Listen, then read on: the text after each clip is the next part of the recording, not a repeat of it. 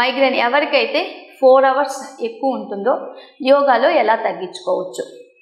So ఏవైతే ఆసనాల్లో మీరు ఫార్వర్డ్ బెండింగ్ చేయగలుగుతారో, ఫార్వర్డ్ బెండింగ్ ఆసనాస్ చేయగలుగుతారో అలాంటి ఆసనాల వల్ల మైగ్రేన్ తగ్గే ఛాన్స్ ఉంది. ఆసనాలతో పాటు sympathetic nervous system, parasympathetic nervous system అని మన బాడీలో ఉంటుంది అని అన్నాం.